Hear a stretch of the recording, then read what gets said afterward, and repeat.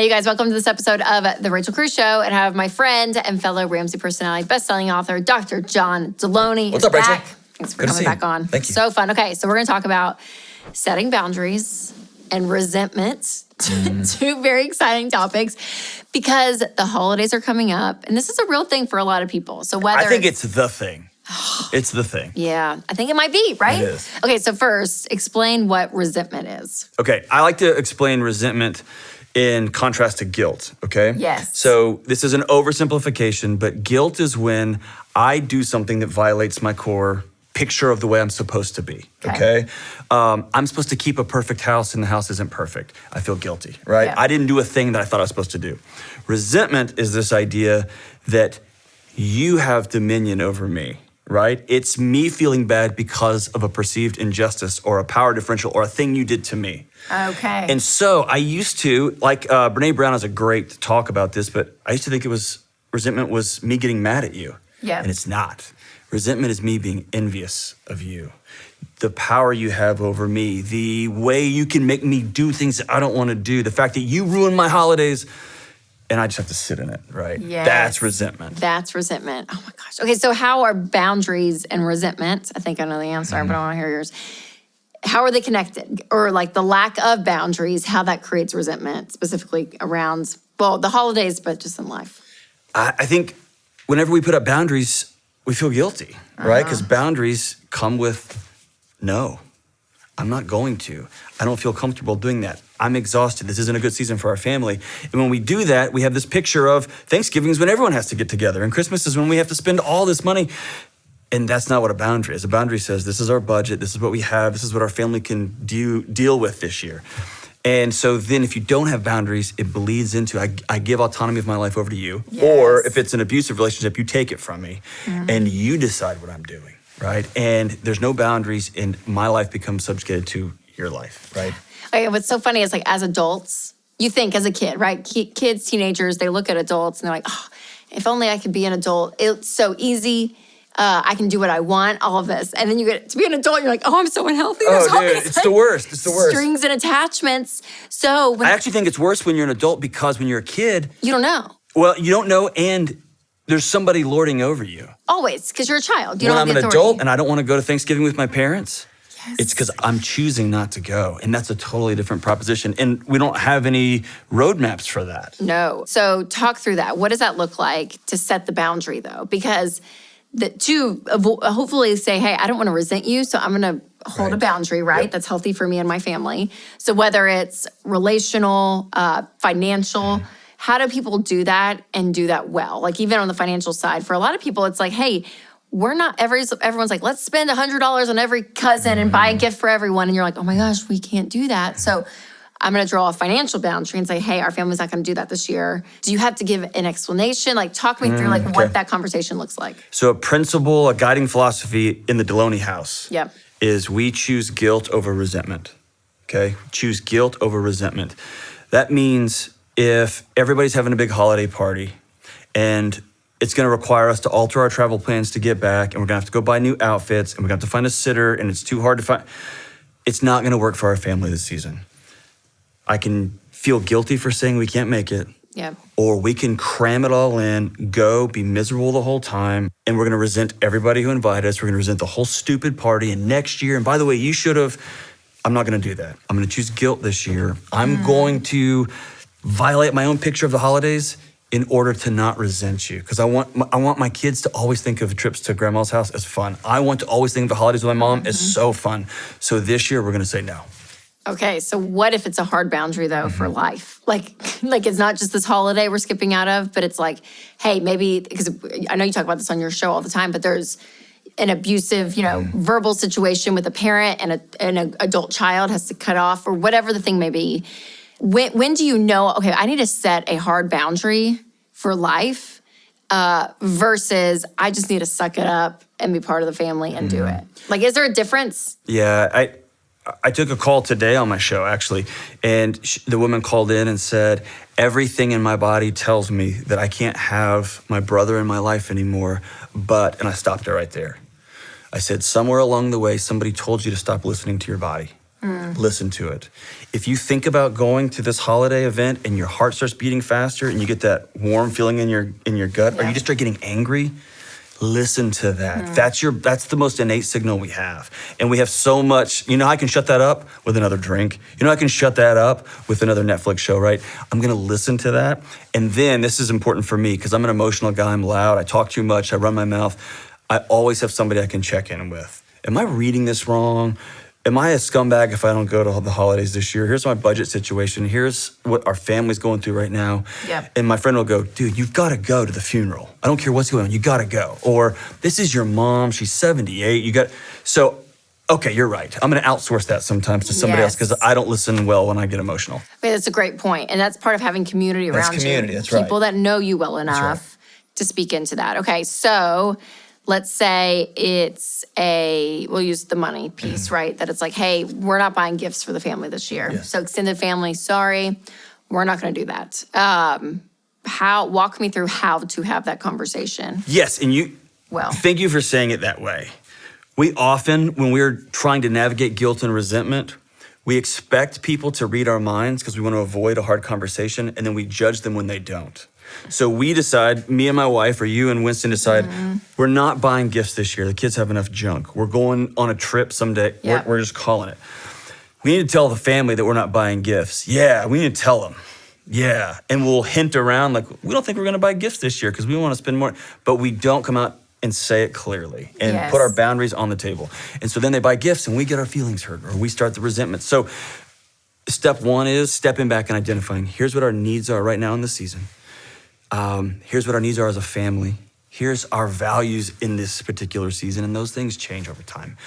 And then communicating them very clearly. Yeah. In our house, we send emails around. Here's the holiday season. Here's when we are hosting. Here's when we're not hosting. Here's when we'll be where. Because, man, you call somebody and they're on the way home after a hard meeting. You're like, hey, we're coming on Wednesday at 3 p.m., so pick us up at... That's a disaster, right? We email, and it sounds impersonal, but everybody stays on the same page. No, it's and even having a visual in writing where you're like, there's evidence of like, right, yeah. I said it, look, there it is. Okay, so wouldn't have issue with a lot of that, right? Communicating stuff is not my, it's not my fear would come into, I don't want to hurt someone's feelings. Right. So what do you do with that? Over resentment. So choose guilt over resentment. So choose guilt. So you're going to hurt somebody's feelings. And here's the important part. When you put a boundary down, you can always expect that someone's gonna run up and hit it with their head and see if it holds. They're gonna run head first into it. And they're going to have their own feelings about that. And they get to have their feelings. Their feelings often have nothing to do with me. And when I try to take the burden of their feelings on and carry it for them, that's resentment, right? Yeah. I'm gonna, right in. Yes. So I'm going to let you have your feelings. And my mom's gonna call and say, I can't believe you're... Thank you for sharing that. And I might hang up the phone. Listen, I may hang the phone up and cry. I may hang the phone up and be so mad. Yeah. But I'm gonna choose guilt over resentment. Yes, so good. Okay, so. And I'm making it sound so easy. No, I know. No. It's the worst. Yeah, it's the worst. It's not a good feeling. It's worse. Okay, is there a point, I may have just had this conversation, not in my own life, but with someone just about 10 minutes ago, and they say, it's just not worth my mom being mad. It's not worth it. Just go. We're just gonna go. Is there ever a point you give in to the boundary you're going to set? If it's not worth the fight, it's not worth the fight. When I hear that type of language, that sounds borderline abusive. And that sounds borderline manipulative. And some people are abusive and manipulative by getting loud and beating their chest and saying, you'll do what I say. Yeah. And sometimes people are abusive and manipulative. In counseling, we call it from the one down position. Oh, I guess I'll just do Thanksgiving by myself because my kids don't even love me anymore. Yes, and I guess I'll just eat in the kitchen because y'all didn't get me a seat. And so that's as that's as much of a power move as anything else, right? So whether you're in a relationship that's truly abusive, whether it's emotional or physical or psychological, instead of saying, well, this is just the way this is, I would much rather somebody feel guilty and seek help, seek safety, than to just say, well, this is my lot, this is the way this is. Right. And then all the way over to a manipulative mom, right, who's just wants it the way she wants it, and I don't care how you feel. I want every kid around my kitchen table, every holiday. Sorry, Mom, it's just not gonna work out this year. And she's gonna do her things, And that's her story, not yours. Yes. But separating that is where the health is, right? Yes. Like separating those emotions, that it's, you can have yours and I'm going to have mine. A Here. good rule of thumb is this is something you practice. It's a skill you're learning, Yeah. right? It's a skill you're learning. It's not a character defect. I'm not weak. No, you're practicing something you've never done before. And give yourself 24 hours before you respond to That's good. a guilt grenade, right? I just made that up. love A it, guilt yep. grenade, right? Oh, you're not coming, or the text, I'm sorry, I didn't get that right. You're not coming to my wedding or what? 24 hours. Hey, I'm not gonna be able to make it. Yeah, thanks. Or I'm gonna call you, right? And make Yeah. it super awkward. But I'm gonna give it 24. Really just hit it head I'm on. gonna give it 24 hours before I respond. That way, I've got time to settle down and not say, okay, I'll go, right? And then Yeah. all of a sudden, I'm on the resent train. Totally.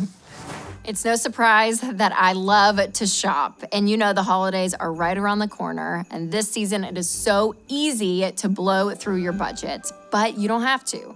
Jane has editor-curated gift guides to help you shop for anyone in your life.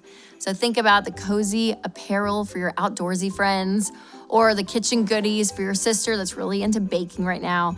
They've got all the great recommendations, and you can save up to 65%. So save money and find the perfect gifts at jane.com/Rachel. That's jane.com/Rachel. Okay, so John, what would you say to someone that's feeling the resentment already towards their family this holiday season? They're feeling it. Like, what do they do with those emotions, those conversations? I think first you're going to feel those emotions and call them for what they are, right? You're not just going to walk around and throw your anger or frustration or snippets at your family, at your kids. Don't kick the dog, right? Actually say, ask yourself, why am I feeling like this? Yeah. Actually ask yourself, why am I feeling like this? Yeah. Oh, it's because I agreed to this party and it's getting closer and closer. And every time we go, mom does her grandstanding thing, dad drinks too much and starts talking about politics and COVID again. I just don't call it out what it is, okay? If there's enough time, and it's a hospitality thing for me, so if they haven't ordered food, if they haven't bought tickets to things, if it's still in their imagination and in their mind, it's not too late to call and say, hey, we realized this isn't a good season for us. Our calendar's a mess. We've got stuff going on at the house. Financially, we can't make this work. Whatever your reasoning is, be open and honest, and then brace for it because it's coming, right? Yeah. And it's kind of on you. You didn't set the standard up front. It's okay. It's coming. Accept it. Say thank you for sharing that with me. Yeah. We look forward to having this conversation again next year. And then deal with your guilt because it's coming, right? Yes. Okay, so if you're feeling the resentment and just the oof, would that be a time to set a boundary and say you shouldn't go? Yes. If you feel resentment, Yes. just go ahead and set the boundary. And Now- if you can remove yourself, that's the best thing. Yes. Now, going back to the hospitality thing, if somebody's already bought tickets, I know, if the right. ship has already left the station, if it's safe, it's not abusive, Sure, go. sure. Yes. Go and learn your lesson, Yeah. right? Go and learn your lesson. I'll go to Thanksgiving, and I get to choose my attitude. This is how I started with our family trips, right? It started with me saying, wait a minute, I'm already deciding I'm going to be miserable for the next week. Right. What a dumb way to enter the holidays. I'm going to decide I'm going to have the most fun ever. I don't care what. Yeah. Weirdly, the whole house lifted up a little bit because Yes. I chose to change my attitude. But this year was the first year in our house that we said, hey, it's just not a good year for us. And all of our family went, oh, thank God somebody said it. Everyone exhaled. It was Isn't that beautiful. funny? Yeah, it Yes. was wonderful. Because sometimes that's what people are thinking, whether it's the craziness of the busyness of the schedules or the buying of gifts, like whatever the thing is, most people are feeling that. Yeah. And isn't it funny? It takes one person just to be like, can we take a step back? And everyone's like, oh my gosh, thank God. Because they didn't have the courage to do it, right? Or whatever the thing that's right, is to that's do right. it. So stepping forward actually may relieve other people. I love that. Okay, so if there's been somebody and they have had resentment for years, years and years and years towards their family, is there ever a way to reconcile when you've gotten to this point of, you resent them? So this is hard because I believe that every relationship is ultimately reconcilable to some degree. And the research tells me that when a relationship, when people end up resenting one another, that's the sign that your relationship is in ash, right? So you're not going to be able to reclaim what was. When you find yourself resenting somebody, especially over a long period of time, Yep. the choice back into that relationship to re-engage it is a choice to build something completely new, really from scratch. This is who I am. This is who I'm going to be. This is how I'm going to show up in this relationship. And these are going to be my boundaries. And if you want to meet me here, I'm willing to go forward. That's what that's going to look like. That's a hard place to come back from, especially in marriages, especially in in-law situations or family situations. It does take a Control-Alt-Delete and everybody realizing we're building something completely new. Yeah, I love it. So great, John. Thank you. Thanks for the conversation. Thank you. Seriously, it's so good. It's so helpful because everyone's story is different. Everyone's story is unique. Relationships have all the twists and turns, the baggage, the good, the bad, everything, but knowing how to navigate that. And whether it comes, we're talking more on the relational side, but even the financial side, you guys, setting those financial boundaries this holiday season. And yes, maybe having guilt, much better than the resentment train. So good. John, thanks for being on. Thank you. Where can everyone find you? You can find me at John Delony on the internets, and you can find the Dr. John Delony Show on YouTube or wherever you download your podcasts. Podcasts, yes. Check out his show, you guys. It's so, so good. So thanks again, John. Thank you. Remember, you guys, it's all about taking control of your money and creating a life you love.